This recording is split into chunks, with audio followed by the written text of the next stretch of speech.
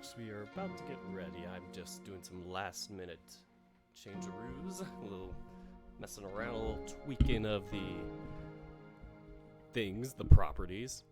I was gonna say OBS stuff, but I'm actually not at the moment. I'm resetting up my description part of the video because I like to timestamp, and I don't know if Twitch allows timestamping, but after I do these, I will be uploading it to YouTube afterwards, just as like a recorded archive of it. I do have both channels linked, my alt channel and my regular channel. This will go on my main channel, Dirk the Red Panda. Link is in the about page, and the alt channel is also in the description, listed as second channel. So usually there I put D&D and other stuff. So yeah, I like to mix things up. But yeah, the second channel is more so for D&D, smaller things, just casual, chill things.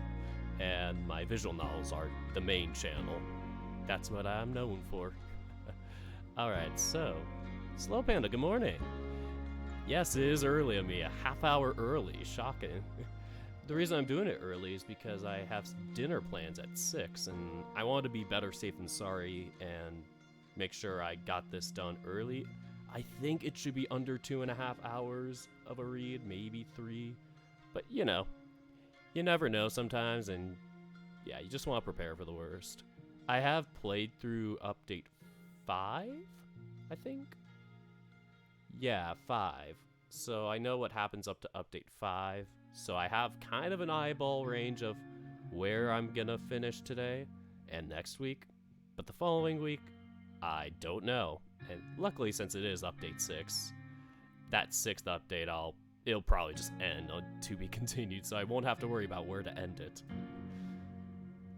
Yeah, so last time I played this, I was on update 3.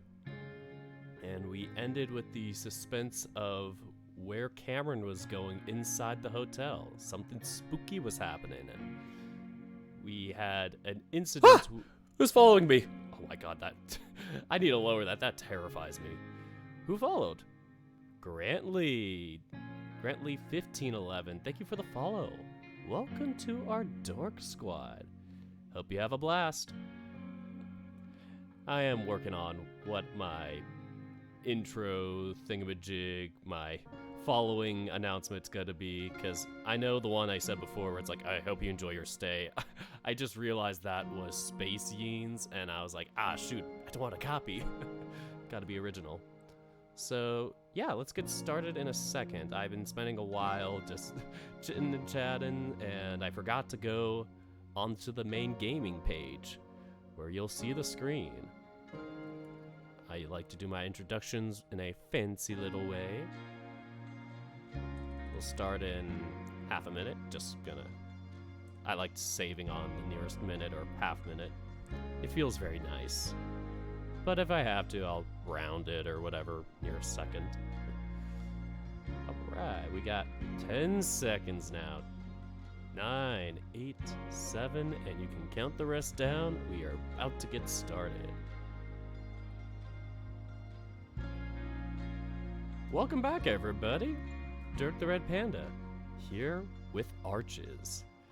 Yes, folks, I am reincarnating. I am reviving the Arches series. I played it a while back on my YouTube channel, and once I got burnt out, I had to make some tough cuts, and Arches was one of them, unfortunately, so I had to sit there and ponder that. I decided to play it kind of on my own afterwards, so I got up to update 5 offline. But yeah, according to my YouTube channel, I've only played up to update 3 for y'all.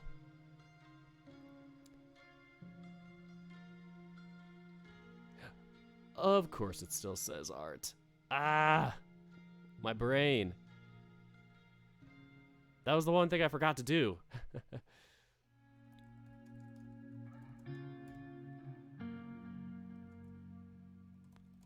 I'm just gonna call it update 4 for now. Games. I think there's a games and demos, yeah. There's no specific visual novel like tag, so I just have to call it games and demos. Well, good timing with the question, Slow Panda. I have talked to Marshmallow Bears about this because he also has a similar issue with it because he'll play Echo. I think he played Glory Hounds on his channel too, so 2 visual novel series he's done. He's a variety streamer, so he will bounce around between normal old video games, RPGs, whatever. I try to think of what he all plays. He's played like Bear and Breakfast, what are the other ones, Brain? Tunic was another one he played recently. Just a lot of different games. Like, he'll still play story-based games like this, but yeah, not the main focus of the channel. He does art also. So yeah, when I was talking with him, he said, yeah, he normally does it under games and demos. I think he may have said one other thing, possibly, but yeah, mostly games and demos. So that is it. Games and demos. Besides that, we are, yes, on update 4, even though Arches is in 0.6 according to our little dialogue thing in the bottom right corner.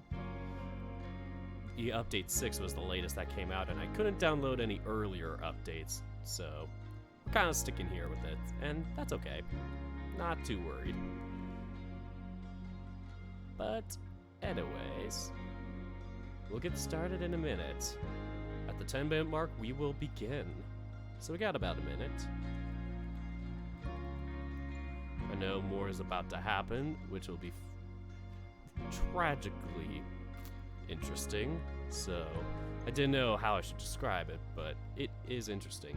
Ah, shoot, I forgot to say hi to Azur. How you doing? Great to see you.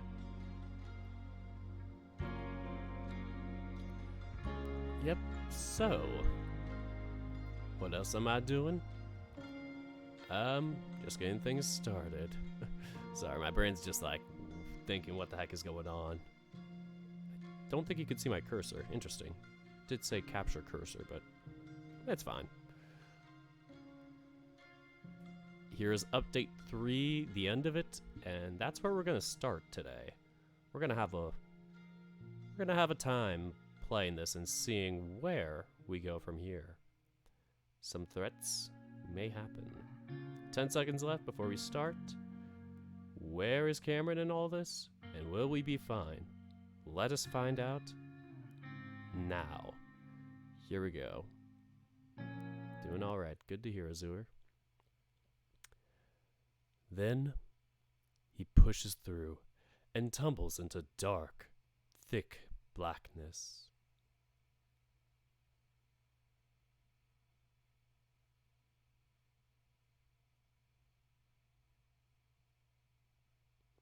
Despite having seen this monster in some form or another for over 15 years now, Cameron realizes he never really tried to move towards it. In the beginning, he tried to run away, of course, but it ended up following him. It never moved when he was looking at it, but the second he looked away and back again, it would reappear closer, usually that 20 to 30 foot distance. When he learned to ignore it, it just sort of blended into the background, and he almost stopped noticing it. As Cameron squeezes through the boards covering the window, he's only a few feet away from the thing. He realizes that if he makes contact with it, that if it's solid, then he won't know what to think. He never even considered that it might be real. But now, as those unnaturally long claws dangle from the sleeves of the raincoat, Cameron starts to worry. As he moves those last few feet, though, Raincoat Monster starts to dissolve into the dim lighting of the room, and the coyote is inside. It happens in a way that makes Cameron think of a mirage.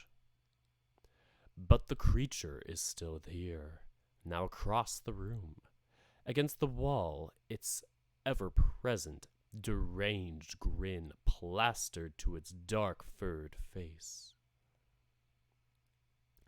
Cameron moves towards it again, slowly this time. The creature still seemingly frozen, but in a way, a real person would try to appear frozen. This creature is almost like an imitation of the ones he's gotten to know so well. The one that almost became a companion of sorts in his childhood. About halfway across the dark, cluttered motel room, Raincoat Monster bends sideways, almost like it's going to do a cartwheel towards the bathroom door. Its heavily clawed hands don't move, though, and instead, it just keeps bending like a bridge, like an arch. And then it slips into the darkness of the bathroom. Cameron stares, the feeling of unease growing. Of course, shit like this always makes him feel uneasy.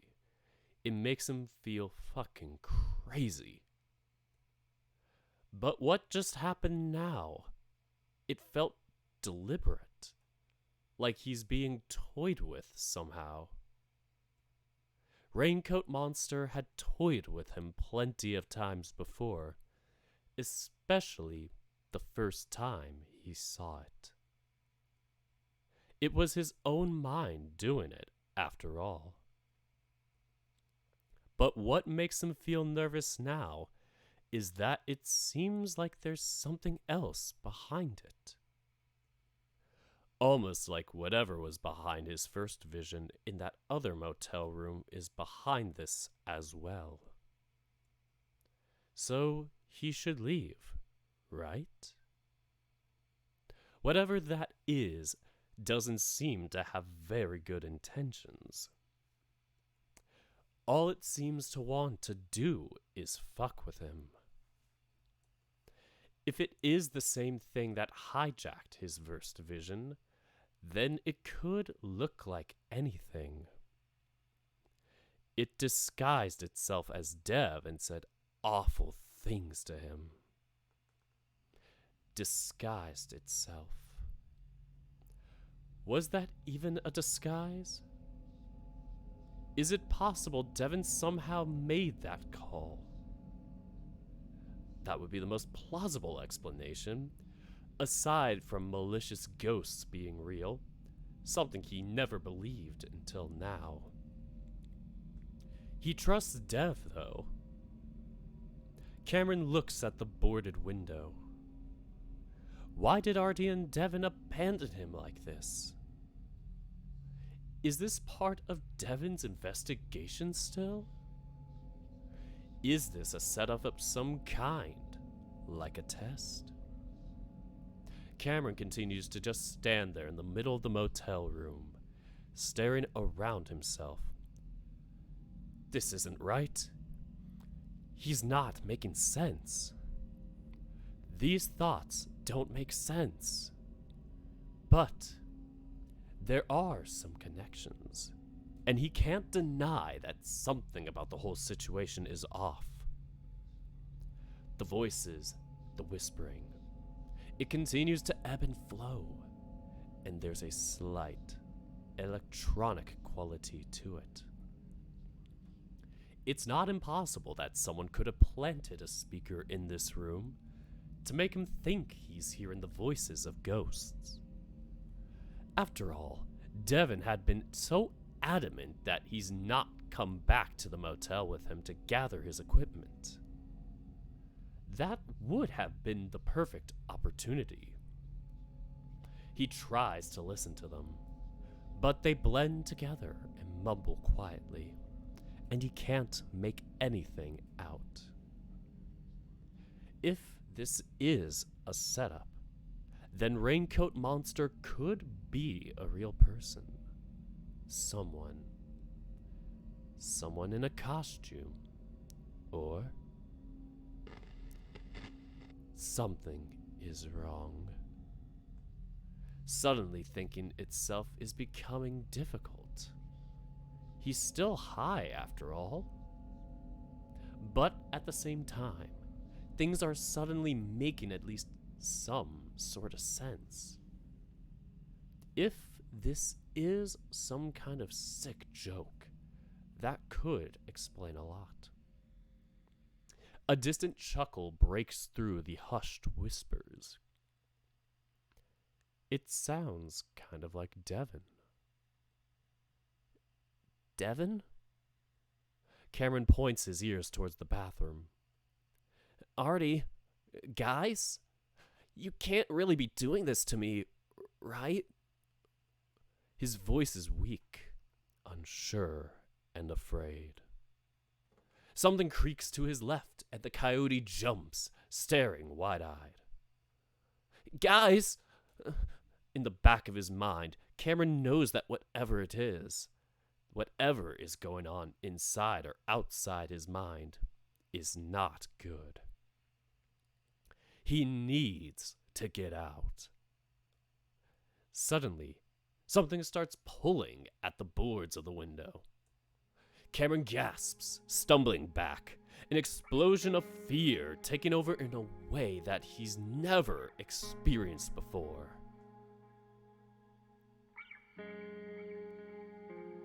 Cameron, you're in there, right? You okay? It looks like Devin, but the coyote is moving for the bathroom because he's not completely sure, and even if that really is Dev. Cameron pulls to the door to the bathroom, closed, and fumbles with the knob until he finds and presses a push lock that somehow still works. Cameron, honey, are you in here? Cameron keeps quiet, pressing his paws to his muzzle, suppressing his instinctual urge to respond. Cameron! Cameron listens to the bear's heavy footsteps on the ruined floor. Then, the doorknob to the bathroom vibrates violently. Cameron yelps. Stop! I'm sorry! I need to figure things out right now! There's a pause. One that seems to go on for a very, very long time. What? Devin's voice is equal parts confused and concerned.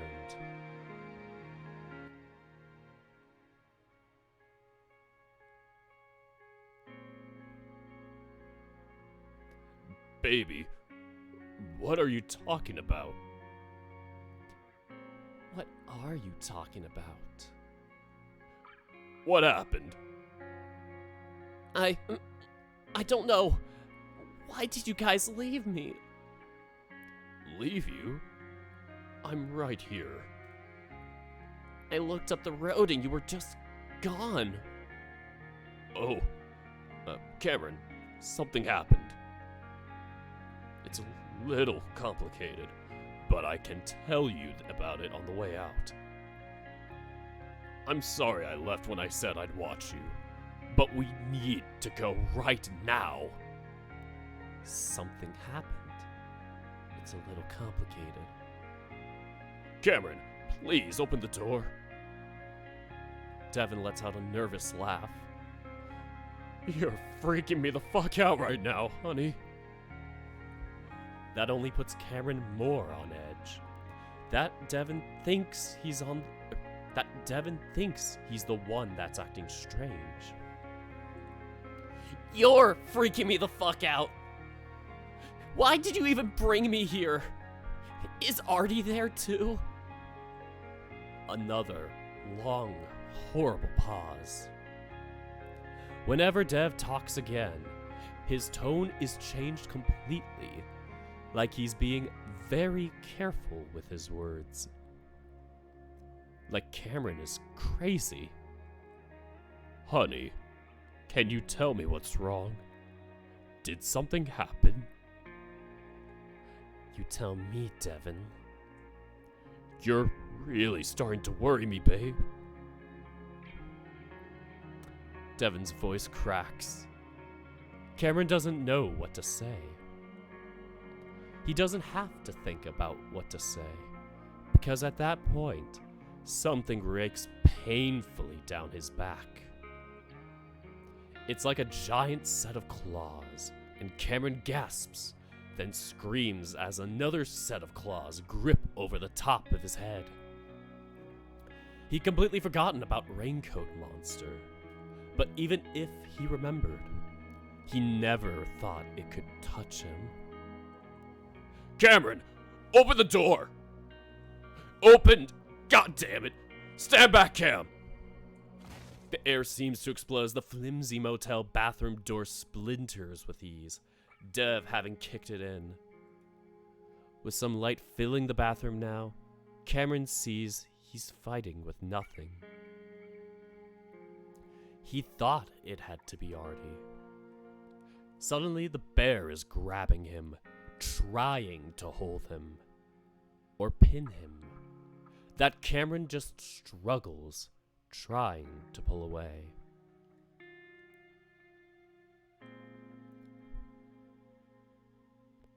Cameron, what happened? Please, calm down. Just let me go! Cameron is crying now, and it's making him gasp for air. Let's breathe, Cam. No, stop doing this to me. Just let me go. Doing what to you? What happened? I don't know. I don't fucking know. Cameron struggles to become more wild, kicking out and fighting with Dev's much stronger grip. What the fuck? Dev seems to say it to himself, almost in a whisper, as if unable to believe what's happening. Cameron isn't able to either. None of this is real, is it? Huh? Did you set this up? To make me believe? Or something? What? How would I do that? Speakers, or costumes, I don't know. Ow, you're hurting me. Devon lets Cameron go finally, though he tries to hold on to him to make him look at the bear. But Cameron takes the opportunity to escape, running right for the window, much easier to get through after Dev's entry. Cameron! I'm sorry. I just need to think. Cameron can hear Devon crying now, but he can't stop. He needs to get out. He needs to get away. He falls clumsily through the window, and as he stands up, he gasps as he comes face to face with Artie. Suddenly, he notices how similar the color of his fur is to Raincoat Monster. Whoa, dude, you okay? What's going on? Whoa, dude, you okay? What's going on? I can hear you guys yelling all the way. Artie trails off as Cameron backs away from the cat, keeping him in view until he can run away. Up the road to somewhere that's not here.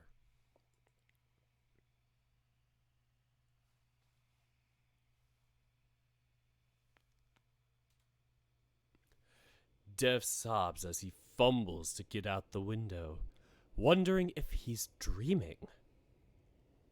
This can't be happening. He looks around to the parking lot, but all he sees is Artie. Where did he go? Artie points wordlessly, and Devon jogs up the length of the parking lot to look around the motel. Cameron is nowhere in sight. Devon stares for a while, hoping to see Cameron pop out from behind one of those dilapidated structures. But he doesn't. Devon, what happened? Something's wrong with Cameron. I know. He looked totally freaked out. Did that meth head get to him or something? No. I don't know. He's not making sense. He's not thinking right. What do you mean? Devin takes a deep, shuddering breath, still staring, realizing Cam might have already made it to the dirt road off Main Street. Devin rubs his face vigorously with both paws. He said something about us setting him up. Setting him up? For what? I don't know. It's like he's not in his right state of mind or something. Devin stops himself from saying completely lost it, because that just sounds wrong. Seeing no sight of Cameron, Devin suddenly feels the panic bloom in his chest. What if Cameron is so far gone that he's gone running off into the desert? He would die. Shit! Are you sure he ran this way? Dev starts walking quickly up the road, looking at each abandoned structure, scanning the desert landscape all the while. His panic has settled into a dull, persistent feeling of dread, and his crying is mostly under control, just sniffling every now and then. Artie follows behind him. Yeah, positive, man. He was running though. Shit. Hey, he just looked really emotional. Doesn't he have panic attacks? Yeah, but that wasn't just a panic attack. Something else is going on. Has he done this before? No. Isn't he on medication? No, man. He's not on medication. But wasn't he? Dude, this isn't helping anything right now. Sorry, it's just that I remember him telling me he was on an antipsychotic back in college. Devin's blood runs cold. I think it was just like antidepressants or something. Why would he even tell you? Cameron! Dev's voice echoes hollowly up the street, unanswered. He was on both, I'm pretty sure. He was talking to Maria about it since she's been on a bunch of them for her bipolar disorder. I think he was just looking for advice on how to deal with the side effects, and I was a psych major, so there's that. Oh, were you? Cameron! Cameron! Duh, I was a failed STEM major. Behavioral sciences are the next step. Despite that being something Artie might normally say, it sounds forced, like he's trying to keep the mood light. All Devin can think about right now is how he couldn't have even been bothered to know what medications his boyfriend was taking and why. He just knew they made him feel like shit. So, when Cameron said he just wanted to stop whatever it was he was taking, Devin encouraged him, and Cameron seemed happier after that. Anyway, I'm not saying he's like schizophrenic. Antipsychotics can be combined with antidepressants for just plain old depressions sometimes. I think he's just panicking a little. I probably would if I went to that motel alone. No. Cameron was panicking, sure, but he was accusing Devon of setting him up, or tricking him. Cameron didn't trust him, and that's something Devon has never seen before. And remember, with his tolerance, he's probably still pretty high. Could just be paranoid. Devon gasps and Arturo stares at him, frozen. Then rage and horror explodes in Devon's chest. The fucking weed! Whoa, what happened? You fucking know he has problems, was on medication in college, and you just let him get stoned! Artie stares.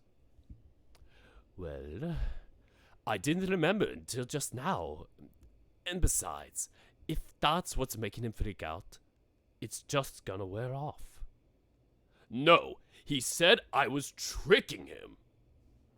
He didn't trust me, Artie. He said I was planting fucking speakers so he'd hear voices. Artie continues to stare, but doesn't say anything this time. Devon does his best to avoid saying what he's thinking is happening. That's not just panic. That's more than just that. Fuck, man. His mom died because of this shit.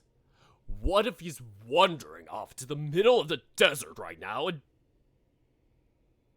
When he had researched psychosis, he came across plenty of stories just like this. The way so many of them ended. Devon feels like he's about to throw up. After a few seconds of silence, Artie clears his throat. Listen, we don't know anything yet, but if I caused this to happen, I'm sorry. Either way, I'm going to help you find your man, okay? It's only been 5 minutes. Devon starts to calm down a bit, breathing more evenly. Like I said, my girlfriend is bipolar, and even though I know it's not exactly the same, she's had moments like this too, and we always come out alright. So how about we look for 20, maybe 30 minutes? I'm sure we'll find him. If we don't though, I'm gonna run my ass back up the road until I get cell service and call 911, alright? Dev takes a shuddering breath. Yeah, okay. Let's go.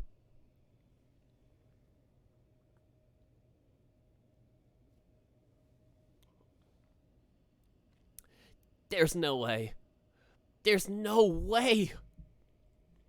Cameron shakes his head back and forth, unwilling to believe that Dev, his boyfriend, the person he loves most, would be doing this to him. But why? Devon is the one that wants to leave, that wants to protect him from this nightmarish town.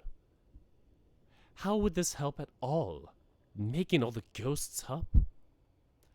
Devon truly wants to understand what's happened to Lupita, where she is. Nowhere. So he'd want Cameron's visions to be true.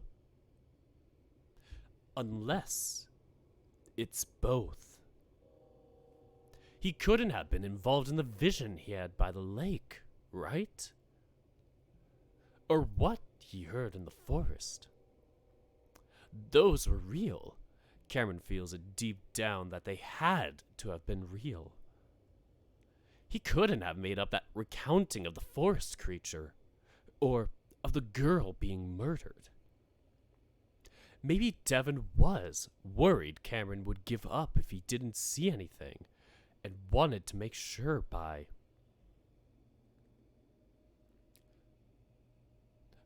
hanging himself in the closet, by creating one of the worst moments in Cameron's life. Devin would never do that. Would never think to do that. As he's thinking this, something flickers in Cameron's vision. It's hard to describe, but there's a vividness to what he's seeing. And then the lighting begins to change, just like it did next to the lake. The coyote stops, rigid and apprehensive, not really interested in having visions at the moment. He doesn't have a say in the matter, though.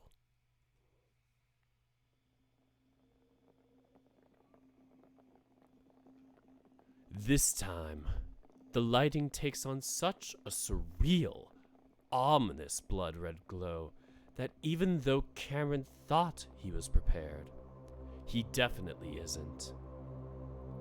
He stands in the unnatural light, feeling a bit sick, but then realizes he's actually someone else, just like when he saw the girl's life end.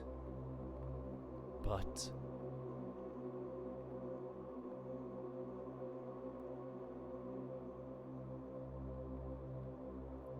he seems to snap into his host and looks down at the body of a creature he can't quite make out.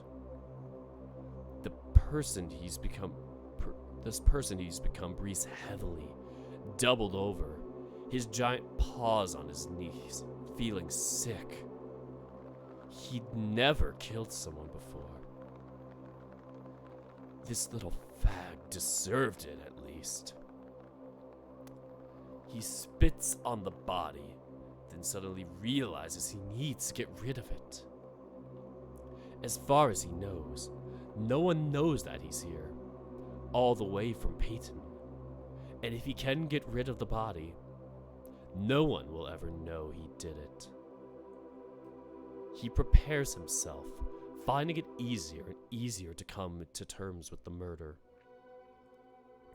The thrill he got from it, the swooping feeling in his chest that immediately made his dick get hard. It's a bit worrying, even to him.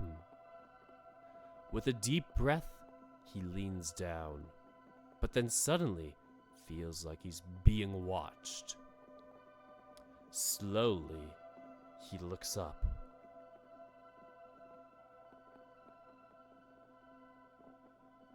It hovers over the road, watching him. He's seen a handful of UFOs, all of them while he was in Echo. He come to realize that it wasn't aliens, or whatever the fuck people believed in. It was supernatural, or something. Like a ghost. He suddenly thinks back to last week when that little space shuttle blew up while his class watched it on TV. He'd been the only one to laugh when it happened. Not really because it was funny, but because it was so unexpected and so boring up until that point. To him, that's the only way space could be haunted with ghosts. But for some reason, he doesn't think anything living, or at least anything that was living, is involved with this. What he realized is that those crafts, made of metal, glass, and covered in lights, are empty. As far as he's concerned, they're no different from the ghosts. Ghosts that weren't people at all. They're hollow shells, only there to feed on the sick feeling he got when seeing them, only there to watch him so that the small amount of guilt he had might grow just a little bit bigger. And tonight, aliens would visit him, to torture him, to violate him. Not really aliens, but the same thing as the ghosts that people see in this town. It's all the same. So, he ignores it as he gets to work, and it hovers over his head, even as he feels its red eyes on the back of its neck.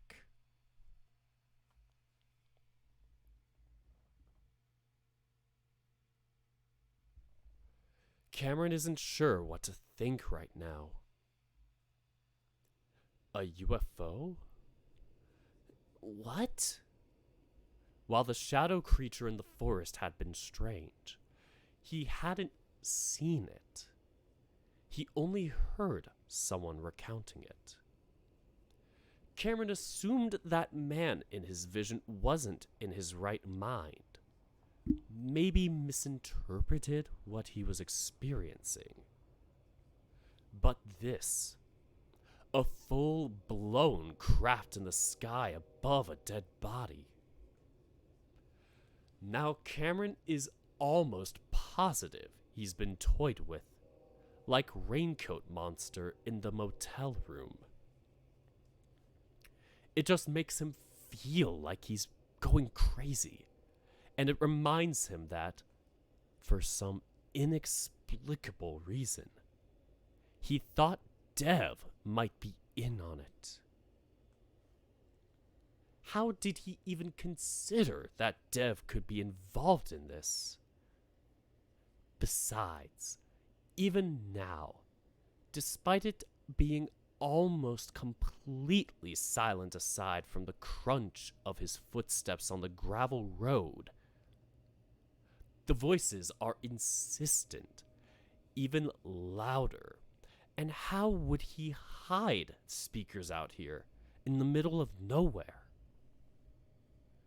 Now that he's focusing on those vehicles, now that he's focusing on those voices, he can actually start making out some words, sentence fragments.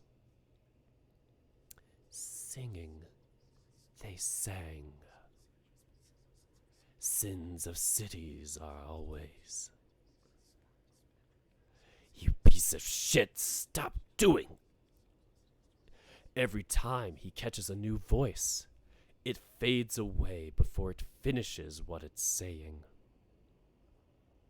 Cameron stops so he can hear better, ears up. But the voices fade back to barely noticeable whispers on the wind.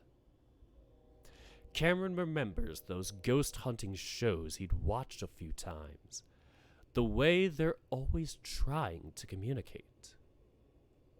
So he clears his throat awkwardly.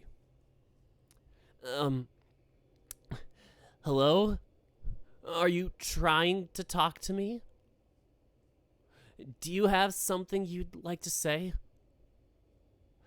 Cameron isn't sure. Cameron isn't even sure he'd said. Oh, Cameron isn't even sure he should by saying you, because the voices are such a mixture of many. But why would they all congregate on this one dirt road? Either way, they seem to have moved on. So Cameron starts walking again. It's something we should see. You think you're special, stupid shit. Again, Cameron stops, and so do the voices. Hello? Silence. The words don't even really make sense. If the ghosts are trying to talk to him, wouldn't they say something useful? Maybe they just don't like him. Sup, Benru? I'm in the middle of a intense moment. We are I don't know if we're hallucinating or just it's auditory too. Things are going crazy. Cameron is having some spiritual moments. Hi, John Maddox. Hi, Zephrexo. Maybe they just don't like him. And if it's a replaying of someone in the past, why are they just babbling nonsense? Cameron sighs and takes a step. You stupid. The coyote freezes, suddenly making a connection. He looks down at his foot, then brushes it back and forth over the gravel. Stupid sack of shit. Cameron stares. It's coming from the gravel, from the sounds of it, anyway. A gentle wind tickles over the fur in his ears, and the whispers continue.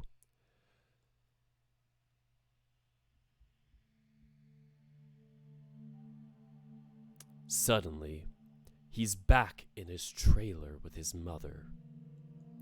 He's laying back on the couch, nodding out after snorting his pills. His mother, on the other side of the trailer, is kneeling amongst the trash.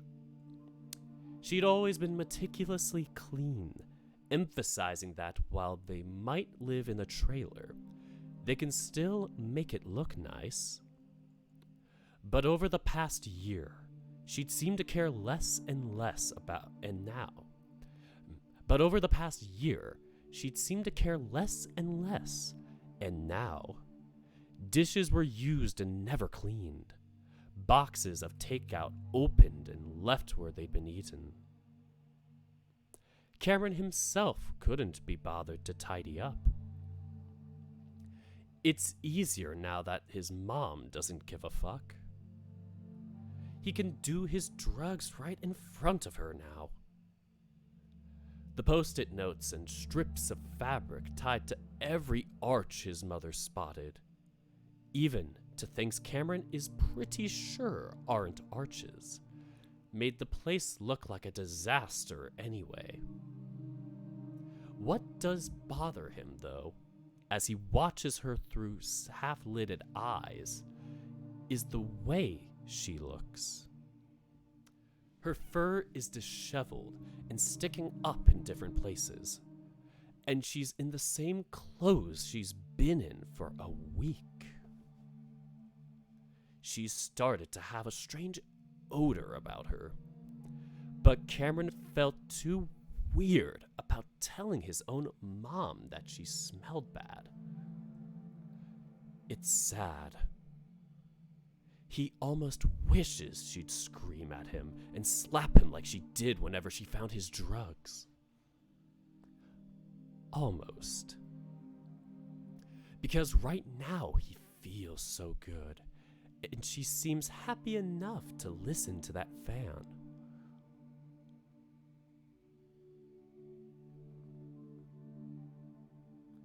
Cameron covers his muzzle, heart pounding, listening to the whispering wind. No. No. His eyes blur with tears. He turns around because he's worried someone might be watching him, and his feet scrape the gravel. Sadness seems to always. Cameron covers his ears, feeling the now familiar rising tide of panic in his chest. He's going crazy.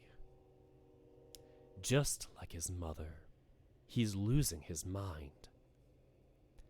But his mother changed over the course of months. This is so sudden. He's never heard those voices before. Or has he? That hallucination he had of Devon hanging. That was a voice. But that could have been a dream too. Now, Cameron's breathing is really starting to get out of control. And he wants to run back to Devon and apologize, just so they can hold each other again. Of course, Devin wouldn't fuck him. Of course, Devin wouldn't fuck with him over this. And Cameron can't understand why he thought that. It seemed like a possibility just 5 minutes ago. But something holds him from running back right now. And that's because if he's crazy,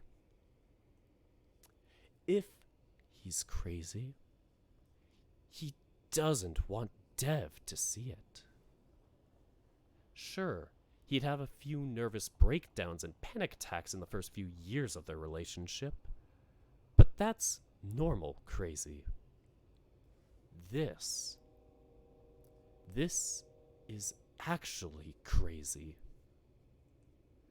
It's psychotic. And while Dev would hold him, comfort him, take him away from this place, who's to say that what would happen after that?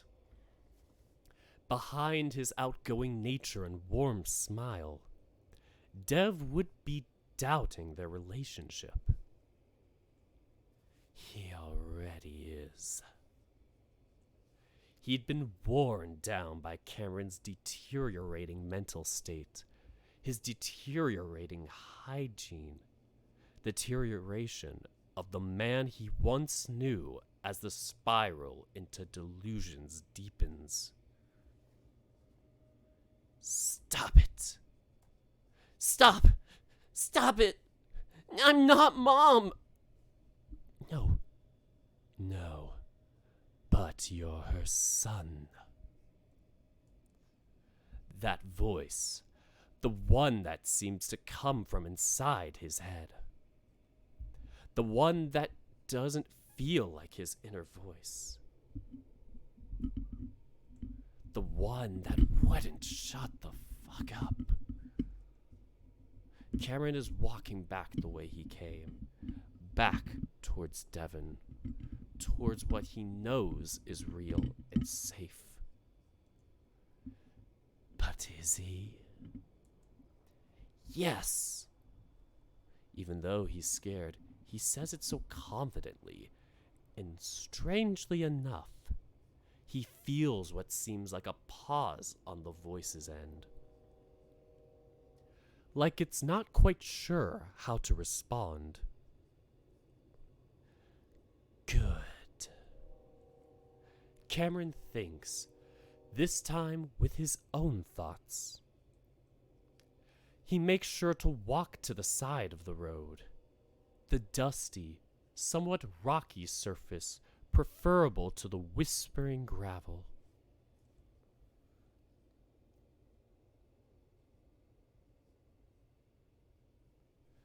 I'm going to take a quick pause here. I'm going to adjust the mic, take a sip. I'm also going to get a snack because I had a really light lunch and I'm going to have dinner at 6, so I want to have something, but not something too heavy.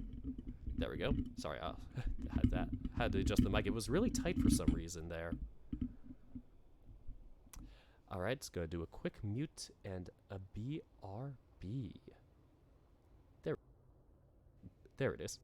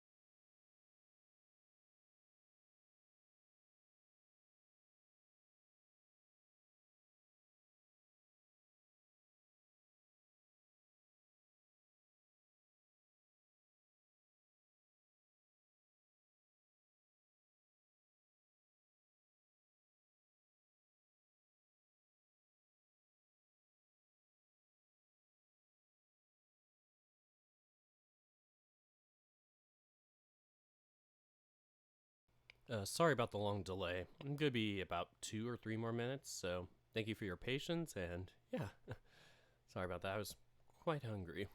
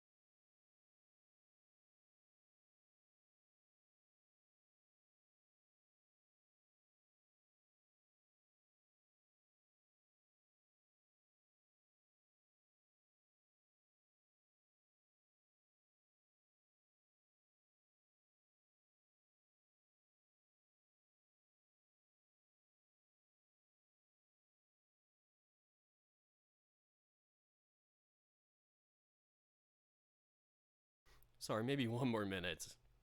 I decided to get 2 slices of pizza from the fridge. Tastes pretty good though. I love myself a good leftover pizza.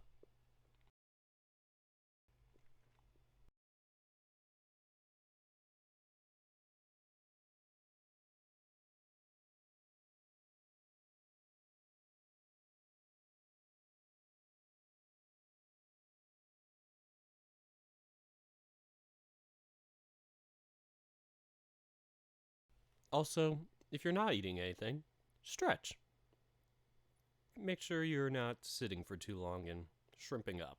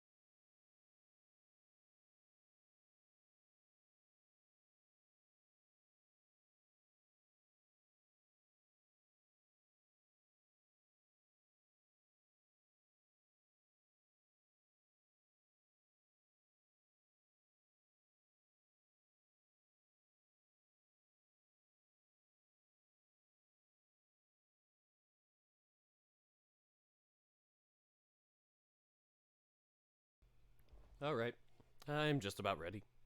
Zoop. Welcome back. Oh, look at all those things falling. Follower fell out. Ah.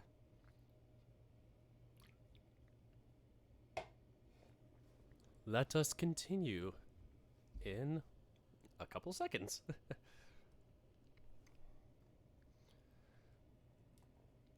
Excuse me.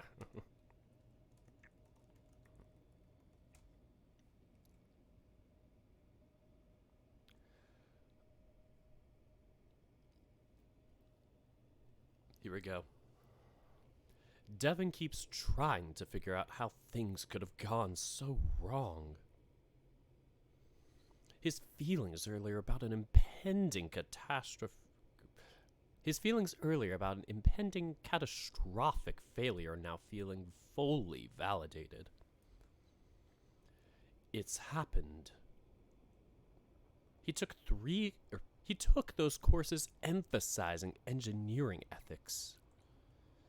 He studied cases in which every step of a disaster was detailed and exactly how each step was preventable.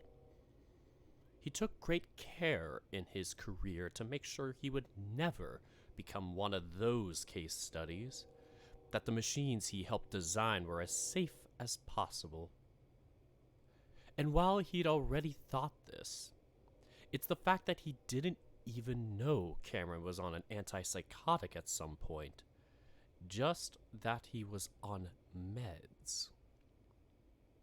He knew Cameron's problems were concerning, and he reassured himself with a crash course in abnormal psychology.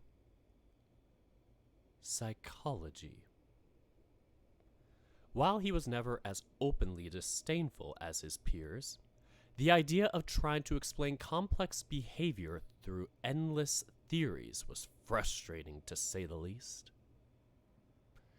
He chalked it up to him being one of those people who simply needed a solid answer, a number.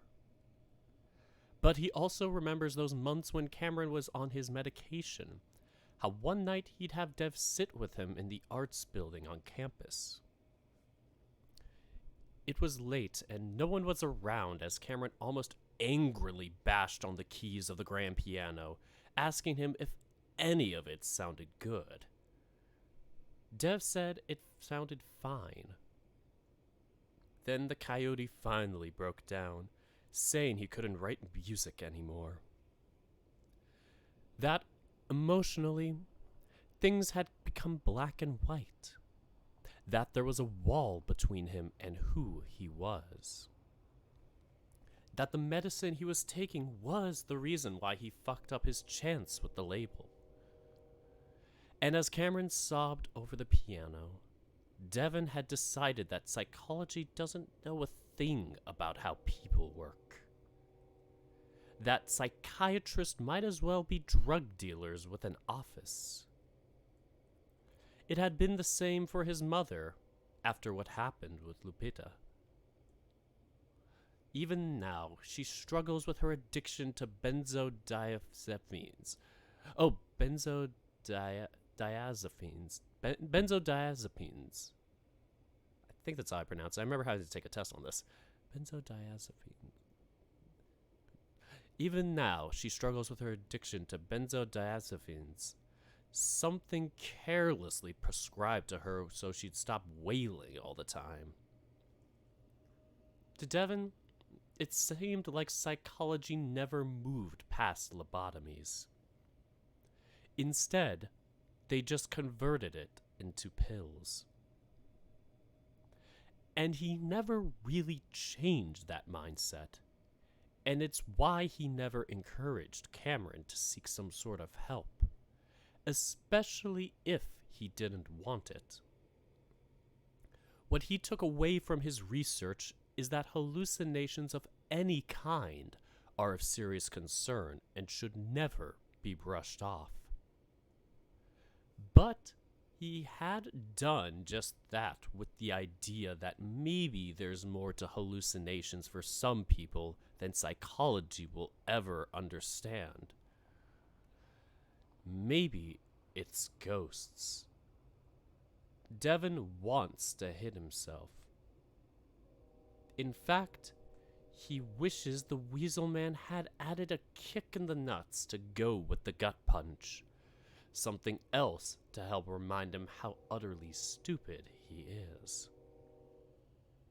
The concept of the paranormal is so far from his mind at this point that he doubts he'll ever dabble in it again. See? There he is, dude. Devin looks up, and sure enough, he sees Cameron running towards them.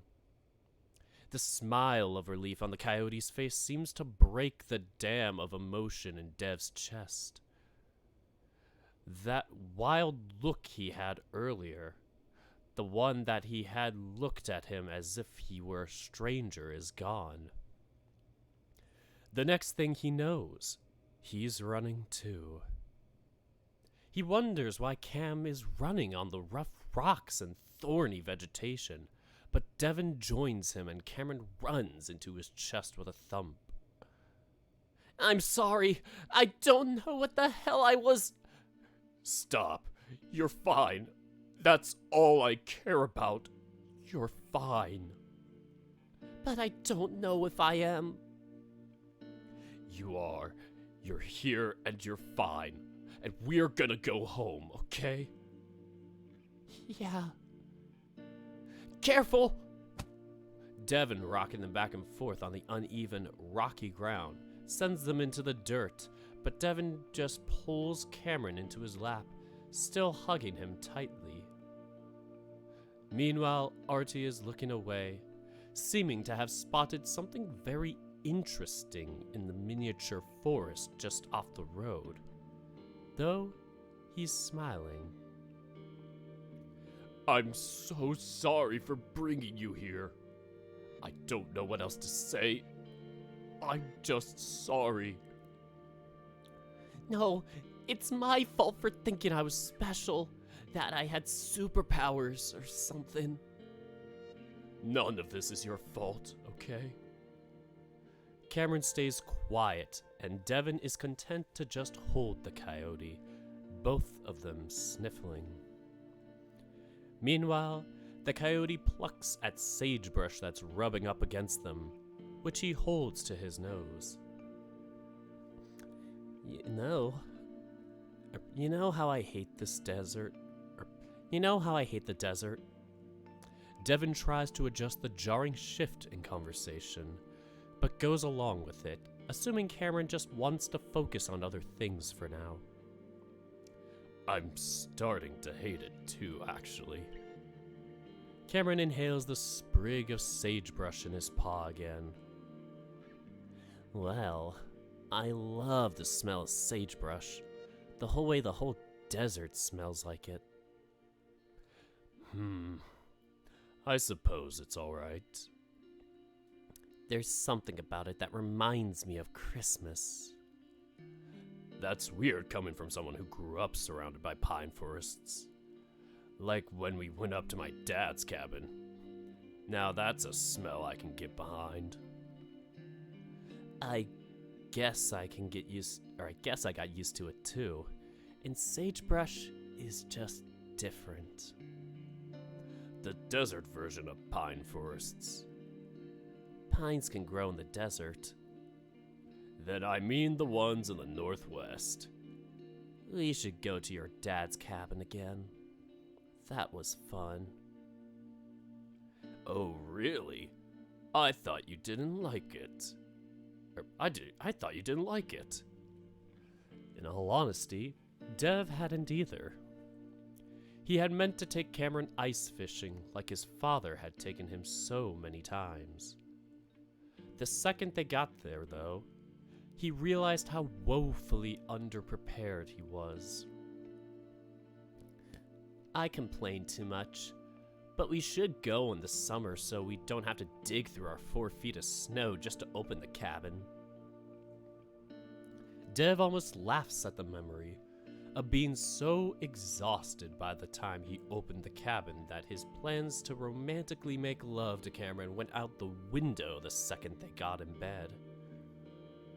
Yeah, I'll ask my dad about it when we get back. I just want to be somewhere with you, away from this. Yeah, far away from this. Dev, I don't think I'm actually psychic. I hallucinated a UFO a little bit ago. That's not real. Oh, you just saw one? Well, in my mind, I was someone else. I saw a dead body, and I saw a spacecraft in the sky. It doesn't make sense. I see. Well, you won't have to worry about that anymore once we're out of here. I really hope you won't. Dev isn't going to ask him to elaborate, or tell him that UFOs are commonly reported in Echo, especially in times when supernatural activity is at its peak. While he wants to convince Cameron he isn't mentally ill, he knows that's not what he should be doing right now. Even though he wants to deny it, he doesn't know if it's true or not. He believes Cameron is psychic, but that's taken a back seat to the possibility that something else is happening too. And Dev can't be the one to figure that out for Cameron. He can only be there to support him. Oh shit! I think Artie's in the forest! Sure enough, Artie's disappeared. Oh, yeah, well, he'll be alright. We'll just call for him. Not really a big forest anyway. Dev! That's where the shotgun gun... Dev! That's where the shotgun guy is! Fuck, I forgot. Dev stares at the tree line, hopefully. Dev, we have to get him! Well, he shouldn't be far in at all. Anyway, we can warn him in real quick. But let's keep our voices down. They get up and move towards the forest. Dev wants to tell Cameron to wait on the road, but at the same time, he's worried about losing him again right after finding him.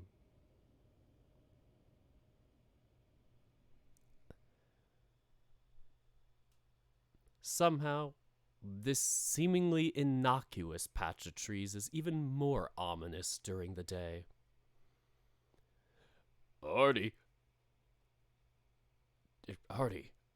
Dev whispers loudly into the trees, holding Cameron's paw as they descend into the ditch and over onto the forest side. They only take a few steps into the trees before Artie calls back. Yo, just taking a whiz. Figured the guys wouldn't want to be staring. Dude, shut up! Dev continues to whisper. What's up? Devin can see movement from Artie now. Some of the bushes about 10 feet ahead of them shifting. This is where the shotgun hick yelled at us. Oh, well, I'm almost done anyway. Dev sighs, then notices Cameron with his ears low, looking anxious. You alright, baby? Do you hear, radio static? It's really loud. Dev listens, but only hears some wind through the trees. I think it's just the leaves, honey. But then, there is something. Maybe what could be described as static. Actually... Jesus! He jumps at his phone's notification sound going off. Well, I definitely heard that. I do think it's just the wind, but I'm hearing it too. He takes his phone out, seeing that an email managed to get through. Cottage Inn reservations. Important booking information. Due to the ongoing public health emergency, all reservations have been canceled. We sincerely apologize. The notification banner cuts off there, and the surreal message makes Devin feel like they're isolated from the world now more than ever. He wonders if he should try to call the police, even though he still only has one bar. At this point, he'd be willing to just let the authorities know that they're stranded before anything else can happen. Then something out of the corner of his eye catches his attention. It looks like the wall of a structure of some kind, beige and peeling, hard to see through all the leaves and branches. Devin holds up his paw in front of Cameron, signaling for him to stay put before taking a few cautious steps further into the forest. He thinks it's a trailer, one that looks so run down that he wouldn't be surprised if it's abandoned. What unsettles him is that it's buried so deep behind the trees that it's like it's meant to be hidden. He could try to make a call further down the road, away from whatever that is. I'm here. No need to check on me. Okay, let's go. I'm gonna try to make a call on the road, but we're going straight. The look on Artie's face makes the bear pause. What? What the fuck? His voice is quiet, but his tone is one of confusion and shock, staring over Dev's shoulder. Devin feels dread creep over him, not sure how something could be happening right now, how something else could be happening right now. Something so terrible that Artie has to look,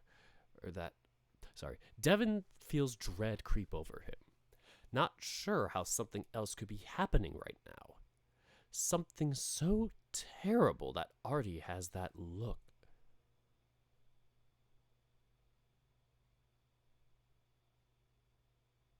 Cameron stands where he left him.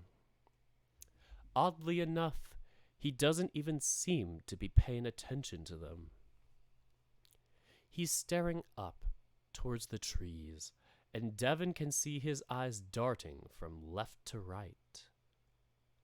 His ears are laying back and twitching, like he's hearing something that's too loud. His breathing is heavy, and Devin can see his chest heaving. He's panicking again, but the reason for it is clear. About a single second is all Dev has to see it and to hear it. And then it drops onto Cameron.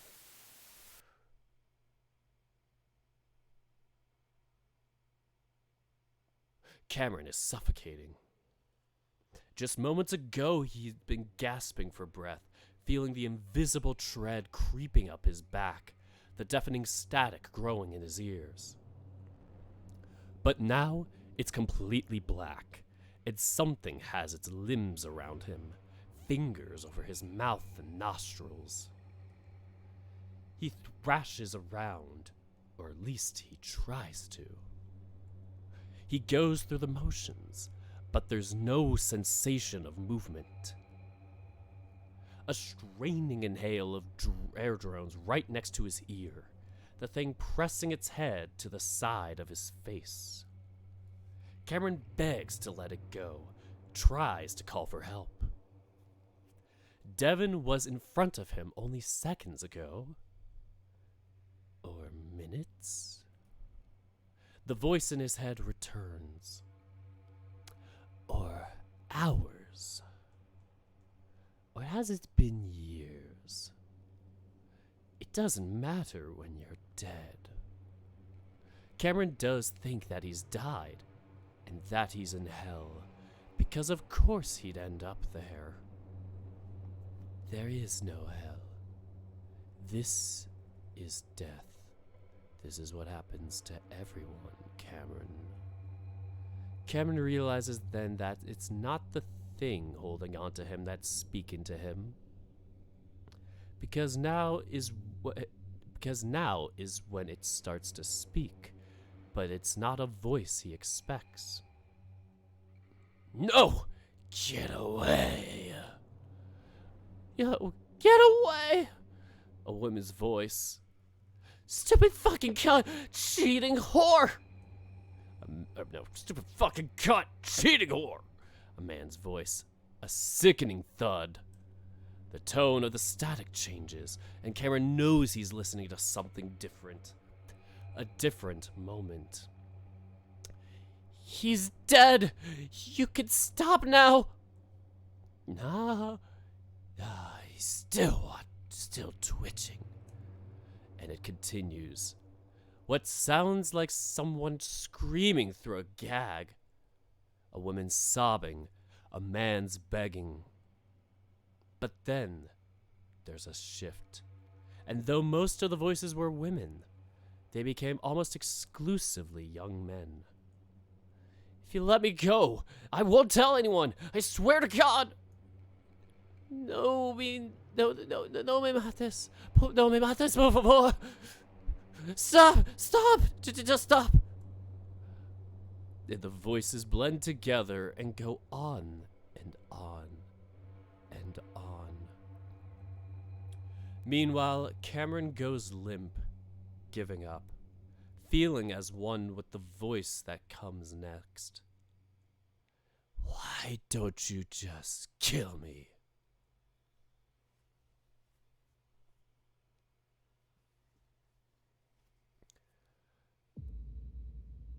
Devin watches as Cameron's body goes limp, and though he tries to leap forward and catch him, the coyote slips to the ground at his feet. The bear instantly picks him up, or tries to.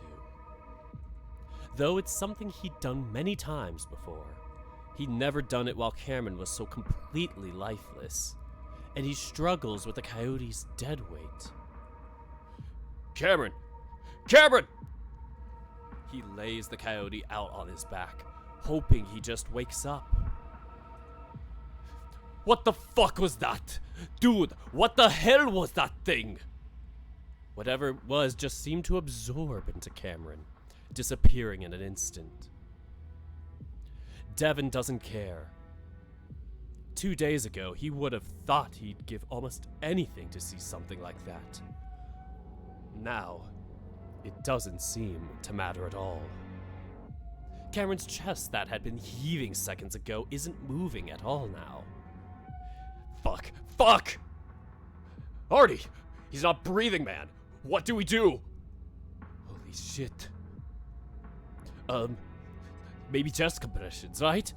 Right? The panic is threatening to overwhelm the bear. His peripheral vision dimming, going dark, and he has to rest a paw next to Cameron's head to steady himself. He can't pass out now.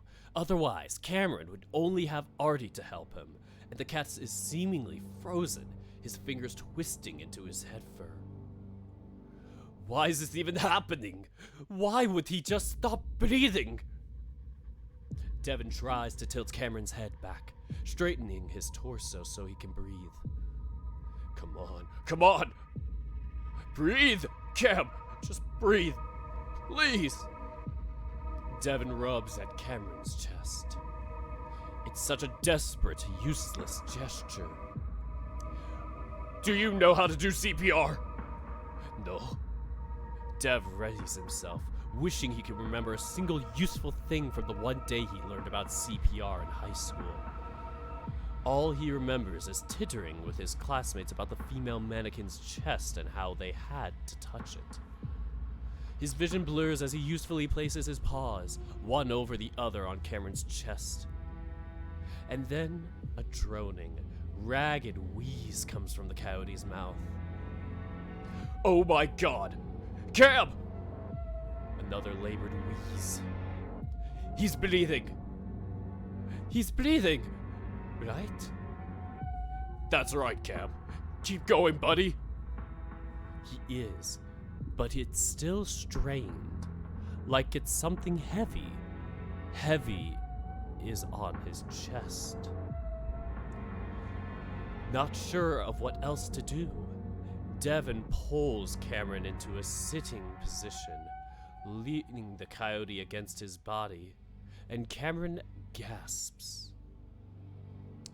Oh, thank fucking God. Just keep breathing like that, honey. Yes! Even Artie is crying, wiping his eyes as he laughs. But what just attacked him? You saw that thing, right? Or am I just crazy? Devin shakes his head. I don't know what it was. I don't know. Now Devin just needs Cameron to regain consciousness, so he knows he's okay for sure. Never had he seen evidence of, or believed that the supernatural could physically harm the living. Let's get out of this forest, dude, in case it comes back. Yeah. Yeah, alright. He's very careful with how he moves Cameron, terrified that his breathing might stop again. But as he stands, cradling Cameron in his arms, he looks up. Standing 20 feet away towards that trailer is another bear. He's holding a shotgun. Devin stares, feeling himself become oddly detached from the situation. His mind is still overwhelmed with what just happened to Cameron. That's what he wants to focus on. But the shotgun has his attention now, and for just a moment, Devin thinks about just running. If he applies logic to this situation, he assumes the other bear won't shoot. But something in his eyes, something is off. So, Devin says what he hopes will make clear to this other bear that they're not a threat. We need help. We're stranded and our friend is unconscious. The old-looking bear focuses on him for several seconds. Devin hears the rustling of dead leaves and foliage next to him as Arturo moves. Suddenly, the bear swings the shotgun around to point to Devin's right. Don't you move, boy. Hey, I'm sorry. Don't shoot. Arturo sounds terrified, his voice strained and high-pitched. The old bear stares at Artie for several seconds before pointing the shotgun down towards the ground. But only slightly. The bear gestures at the coyote. You doing something to him? What? Doing something? No, we're trying to help him. Something attacked him. We need to get him help. The older bear grimaces. What do you mean, something? Dev hesitates, at least until the gun is shifted in his direction. No, wait! I'm not waiting. You show up on my property making all kinds of sounds, and you're standing there with a knocked-out yote. Hey, we didn't do anything to him. We're trying to help. The bear growls. I don't care if you're trying to help him or trying to fuck him. I want to know the truth, not that something happened. The standoff continues for a few more seconds before Dev jumps in again. It was something dark, like a shadow. I called it something because I didn't get the chance to see it, but it jumped on him and disappeared. Devin realizes what he's saying as it says it, and half expects to be shot for saying something so stupid. I swear to God, that's what happened. The old bear's eyes flick to Artie, and the cat quickly throws his support behind the ridiculous statement. Yeah, this is what happened. I don't know what the fuck it was, but it was there. It was dark and had red eyes or some shit. I don't even think we should be out here right now. Devin, once again, wants to tell Artie to shut up. That saying more is only going to make this situation worse. But instead of getting angry again, an odd expression comes over the other bear's face, one that Devin can't quite decipher. Then he finally speaks, casually bringing the shotgun up to rest over a shoulder. And then you jumped on him, that yote there. Yeah. Alrighty, so I'm guessing y'all are some. Alrighty, so I'm guessing y'all are on some drugs or some shit. No. Using out in the heat ain't ever a smart idea. We weren't. Devin trails off, realizing this doesn't matter at all right now. We need to get him help. He's not waking up.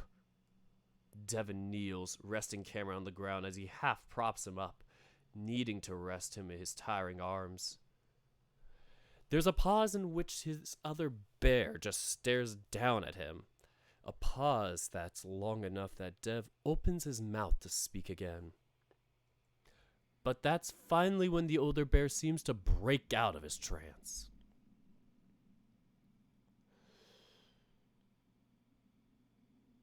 Shit, of course.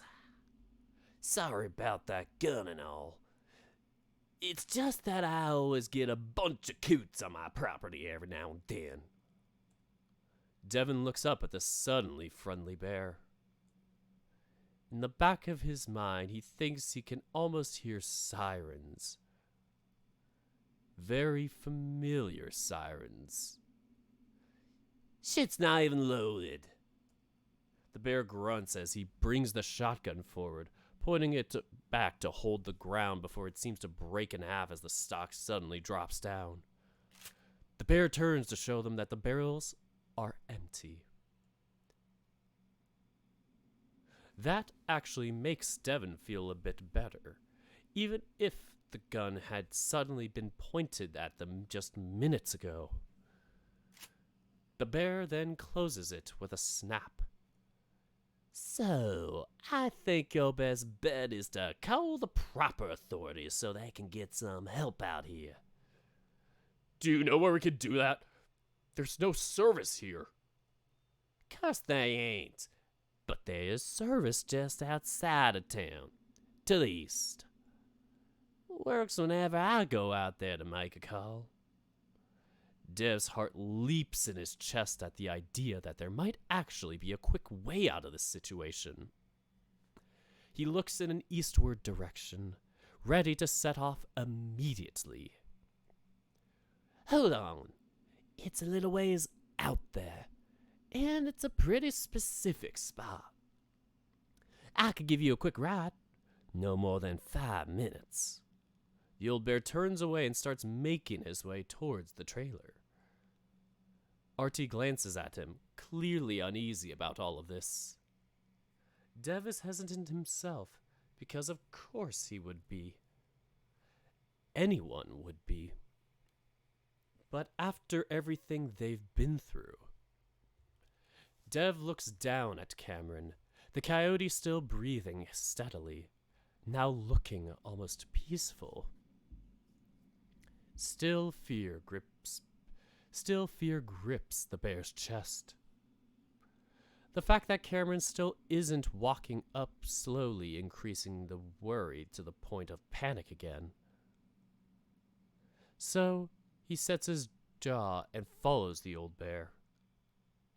He half expects Artie to not follow, but he does, and the 4 of them disappear further into the trees.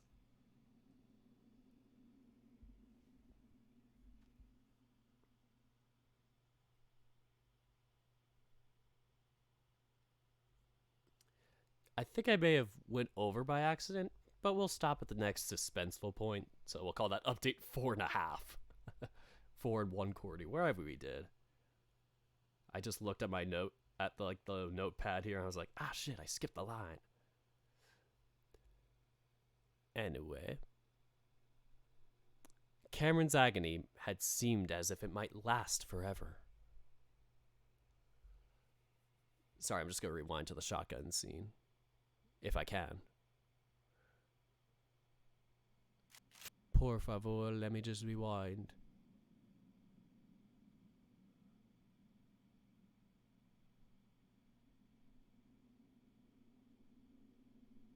Apologies for the wait.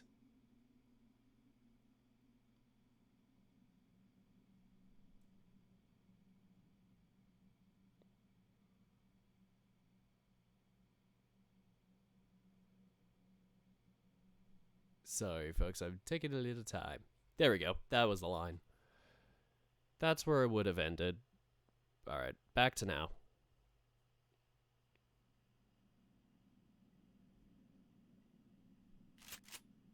Alright, and here we are.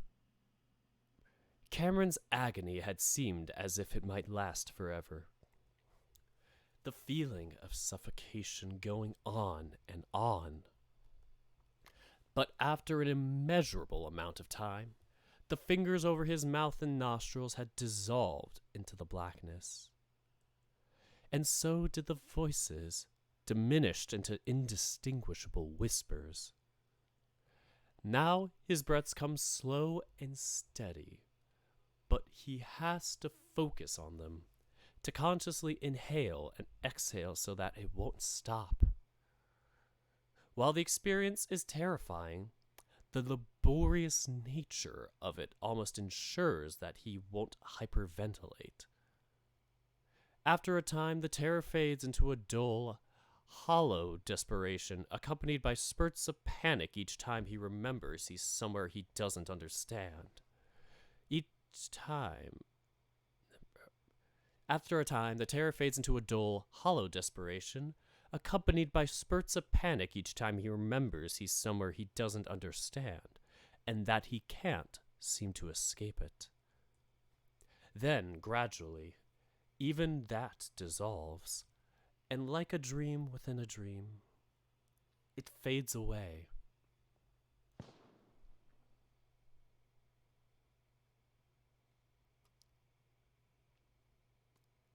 We're going to stop here, actually.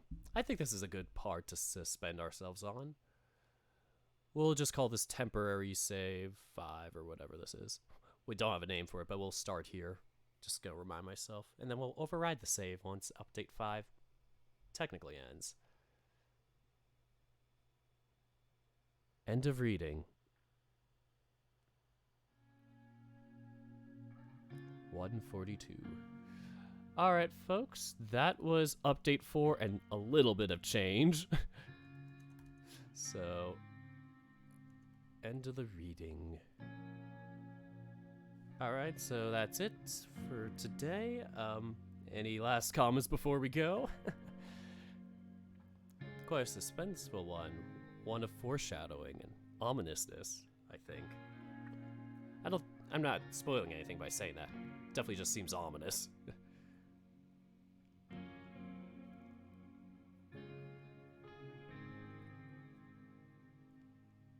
Yes, that is all.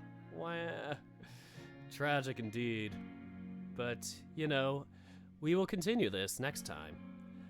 Either I'll do it next week on Friday, or, well, I'll do it no later next week than Friday. Like, if I have something that I can play on Wednesday, I will play this on Friday.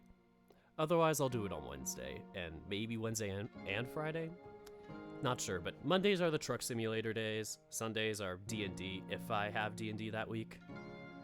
Wednesdays, I'm still figuring out now that City Skylines is kind of janky right now. I might need to reinstall it. I've seen one other person that I'm friends with on Steam play it, so maybe it got fixed. I'll have to check with them. But thanks everybody for coming. It's nice to do this on Twitch. I feel more kind of relaxed in my element here. Like, I like keeping things in a similar place with that. Like, at least the streaming stuff. And I do like Twitch's opportunities for rewards and stuff. And it would be nice to have that, especially for more sillier things where we can have rewards redeemed and stuff that interact with us while we're reading. So yeah, it's all been good. I've been having a blast with it. And yeah, again, I appreciate y'all coming, so thanks for the pets. Aw, Slow Panda, you're so kind. Yeah, there we go. Yep, so without much else, Sunday this weekend should be D&D. Let me just double check. Pulling out the calendar. My calendar. D&D is happening this Sunday. And I'll also be doing something soon after, but I'm not gonna or I could say I'm gonna be recording hopefully with Vivian's podcast. Yeah, it depends. Like, we're making sure one of the members is going to be able to, because they might work some overtime. Yeah. So, originally they are good with the time, but yeah. We're just going to make sure last minute. But yeah, if all goes well, we should be expected to record that on Sunday, and I don't know when it's going to come out. Tell your audience. Oh my god, my brother's trying to play the theme for Drake and Josh on his guitar. I'm loving this. I haven't seen him all day, though. He's like hiding somewhere. But yeah, when Cameron mentioned UFO and Echo Town reminds me of the movie Nope. Oh my god, it does remind me of Nope. Yeah, the 2022 movie film. Yep. The one by Jordan Peele and Keke Palmer's in it. I forgot who's the other actors, though. Jeez, my brain is like trying to think of the male lead. Forgot his name. Sorry about that. My brain's just lapsing on that. I don't know any of the other actors in it other than Keke Palmer. Or is it Keke Palmer?